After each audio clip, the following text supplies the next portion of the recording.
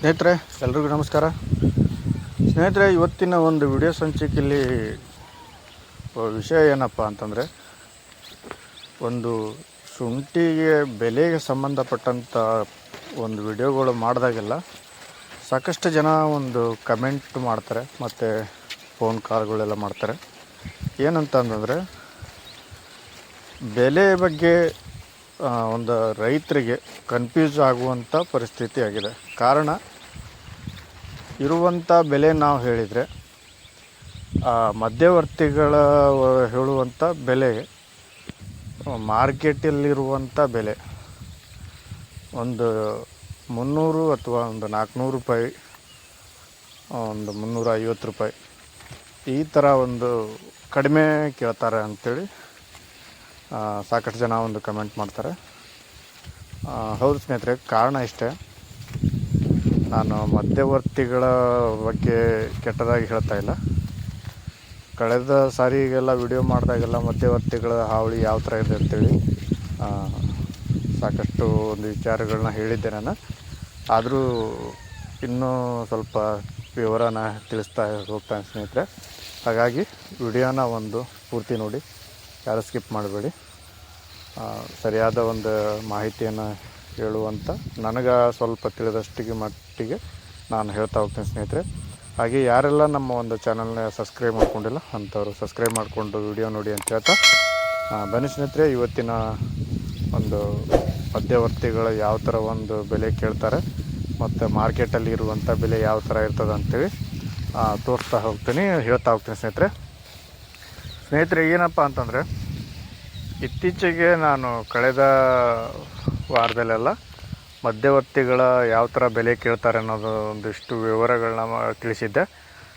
ಹೌದು ಸ್ನೇಹಿತರೆ, ಅದಕ್ಕೆ ಏನಪ್ಪ ಅಂತಂದರೆ, ಸಾಕಷ್ಟು ಜನ ಒಂದು ರೈತರು ಒಳ್ಳೆ ರೆಸ್ಪಾನ್ಸ್ ಕೊಟ್ಟರೆ ಮಧ್ಯವರ್ತಿಗಳ ರೆಸ್ಪಾನ್ಸ್ ಯಾವ ಥರ ಇರ್ತದೆ ಅಂಥೇಳಿ ನೀವು ಅಷ್ಟರಲ್ಲೇ ತಿಳ್ಕೊಬೋದು ಅಂತೇಳಿ ತಿಳಿಸ್ತಾರೆ ಸ್ನೇಹಿತರೆ.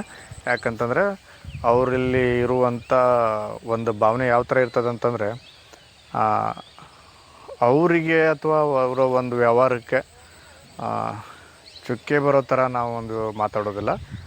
ಆದರೆ ರೈತರನ್ನ ಒಂದು ಅವರ ಒಂದು ಹಿತದೃಷ್ಟಿಯಿಂದ ಈ ಒಂದು ಮಾತು ಹೇಳ್ತಾ ಹೋಗ್ತೇನೆ ಸ್ನೇಹಿತರೆ.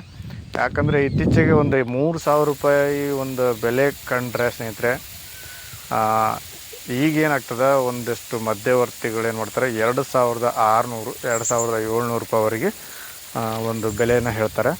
ಅವಾಗೇನಾಗ್ತದೆ ಅಂತಂದರೆ, ನಾವು ಇಲ್ಲಿ 3,000 ರೂಪಾಯಿವರೆಗೆ ಬೆಲೆ ನಾವು ಹೇಳಿದರೆ ಮಾರ್ಕೆಟಲ್ಲಿ, ಇವರು ಒಂದಿಷ್ಟು ಜನ ಏನು ಮಾಡ್ತಾರೆ, ಕಮೆಂಟ್ ಮಾಡ್ತಾರೆ, 3,000 ರೂಪಾಯಿ ಬೆಲೆ ಅಂತ ಹೇಳ್ತೀರಾ ನೀವು, ಇಲ್ಲಿ 2,600 ರೂಪಾಯಿ 700 ರೂಪಾಯಿ ಅಂತ ಮಧ್ಯವರ್ತಿಗಳು ಕೇಳ್ತಾರೆ. ಯಾರ ಮಾತು ನಿಜ ಅನ್ನೋ ಒಂದು ರೈತರು ಕನ್ಫ್ಯೂಸಲ್ಲೇ ಆಗಿಬಿಡ್ತಾರೆ. ಹೀಗಾಗಿ ಹೌದು ಸ್ನೇಹಿತರೆ, ಈ ಒಂದು ಇತ್ತೀಚೆಗೆ ಒಂದು ಸ್ವಲ್ಪ ಈ ಮಧ್ಯವರ್ತಿಗಳ ಹಾವಳಿ ಜಾಸ್ತಿ ಆಗ್ತಾನೇ ಇದೆ, ಜಾಸ್ತಿನೂ ಆಗ್ತಾನೇ ಇರ್ತದೆ. ಇನ್ನು ಆದಷ್ಟು ಒಂದು ಸ್ವಲ್ಪ ಸತ್ಯಾಸತ್ಯತೆ ಅರಿತು ಒಂದಿಷ್ಟು ವಿಚಾರಗಳನ್ನ ಮಾಡಿ ಶುಂಠಿ ಮಾರಾಟ ಮಾಡಿ ಅಂತ ಹೇಳ್ತಾ ಸ್ನೇಹಿತರೆ ಈ ಒಂದು ವಿಡಿಯೋ ಮುಖಾಂತರ ತಿಳಿಸ್ತೇನೆ. ಮತ್ತು ಇದರಲ್ಲಿ ಏನಪ್ಪ ಅಂತಂದರೆ, ಸಾಕಷ್ಟು ಜನ ಒಂದಿಷ್ಟು ಎಷ್ಟೋ ಒಂದು ಏನಂತಂದರೆ, ಮಾರ್ಕೆಟಲ್ಲಿ ಇರುವಂಥ ಬೆಲೆ ರೈತರಿಗೆ ಸಿಗೋದಿಲ್ಲ.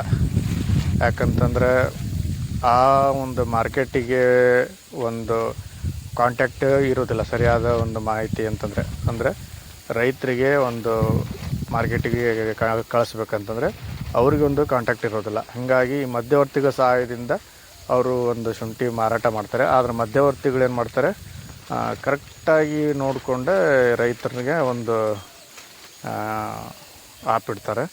ಅಂತಂದರೆ ಒಂದು ಇರುವಂಥ ಬೆಲೆನ ಬಿಟ್ಟು ಅತಿ ಕಡಿಮೆ ಒಂದು 200 ರೂಪಾಯಿ ಅಥವಾ ಒಂದು 300 ರೂಪಾಯಿ ಒಂದು ಬೆಲೆ ಒಂದು ಶಾರ್ಟ್ ಮಾಡಿಬಿಟ್ರೆ ಅವಾಗೇನಾಗ್ತದೆ, ರೈತರಿಗೆ ಒಂದು ಭಾಳ ಹೊರೆ ಬೀಳ್ತದೆ. ಹೀಗಾಗಿ ಇರುವಂಥ ಒಂದಿಷ್ಟು ಮಧ್ಯವರ್ತಿಗಳು, ಎಲ್ಲ ಮಧ್ಯವರ್ತಿಗಳು ಅಂತ ಇರೋದಿಲ್ಲ, ಕೆಲವೊಂದಿಷ್ಟು ಮಾತ್ರ ಏನು ಮಾಡ್ತಾರೆ, ಮಧ್ಯವರ್ತಿಗಳು ಏನು ಮಾಡ್ತಾರೆ, ಸಾಕಷ್ಟು ಜನ ರೈತರಿಗೆ ಒಂದು ಏನು ಅಂತಾರೆ ಅಂತಂದರೆ ಸರಿಯಾದ ರೀತಿಯಾಗಿ ಆಪಿಡ್ತಾರೆ. ಹೀಗಾಗಿ ಏನು ಮಾಡ್ತಾರೆ, ಎಲ್ಲ ರೈತರಿಗೆ ಒಂದು ಮಧ್ಯವರ್ತಿಗಳಿಗೆ ಈ ಒಂದು ವಿಡಿಯೋ ಮುಖಾಂತರ ತಿಳಿಸೋದೇನಪ್ಪ ಅಂತಂದರೆ, ಬದುಕಬೇಕು ಸ್ನೇಹಿತರೆ.